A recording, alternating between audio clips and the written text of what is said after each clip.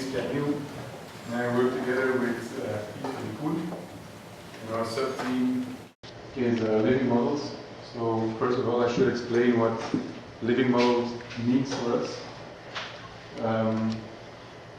Having a home is a social right, and living models is about position of a housed person inside these large-scale tendencies that are inherent to New York. It is about the individual who is subjected by these large-scale trends. So we started out by researching and mapping these trends. In the last decades, Brooklyn's population grew with more than 39,000 people. Which means that right now Brooklyn has to provide houses for more than 2.5 million people. To fulfill this demand, 69,000 extra housing units were built in the last decades. And it's very interesting to see that this is more than those of Manhattan and Queens together. If you look at the map, we can see that there is a pretty homogeneous growth all over Brooklyn, despite a few exceptions. Then a third widely known trend is the persistent growth of rental prices. Throughout the history, the city has developed a wide range of tools to control rents, but it seems that some of these tools miss effect. For example, in only 6 years, the public housing rents almost doubled. And in times of economical crisis, affordable housing is more important than ever. And the fourth trend we've noticed is the ever-decreasing footprints, the physical footprints of housing projects. Of course, it has many reasons, but one of them is certainly that Brooklyn is running out of space. So basically we can recapitulate the problem as follows. On one hand, there's a great need for more affordable housing, but on the other hand, there's less and less buildable space. And if we combine this with the real estate-driven housing markets, we soon saw the complexity of the present housing problem. So we started out by investigating some of Brooklyn's most typical typologies, from the single detached house in the left to the tower in the garden in the right. And it's pretty clear that there's a relationship between typology and morphology. For example, the tenement, which is designed to maximize the amount of rentable units, is much deeper than the brownstone. And the word typology also implies a certain multiplication of the same configuration. So typologies also have an effect on the building blocks. This becomes clear if we study the negative space. And different typologies imply different uses and different qualities of this unbuilt space.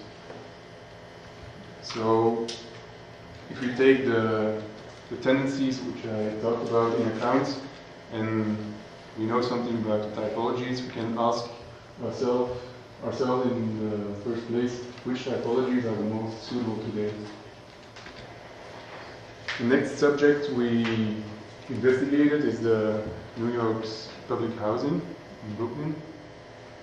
And we started gathering information about public housing in Brooklyn. And by gathering these different distinguishing characteristics, we tried to systematize all the public housing projects.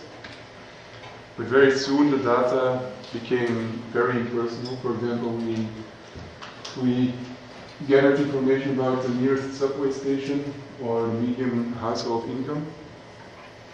And because the data became impersonal, we came up with an idea to make the public housing card game. It's like a typical card game you would find with cars or boats. except we changed the amount of horsepower, for example, with the distance to the subway. And we did this for all the public housing projects throughout Brooklyn. And for example, project A, which is nearer than project B from subway, and then project A will win. We also made some cards for non-public housing projects, and we color-coded them by typology. And when we played the game, so we printed them out, and I invite everyone to play the game afterwards. When we play the game, you get a really strange feeling because you're literally playing with these very emotionally charged buildings. And we also learned something from this game about typologies.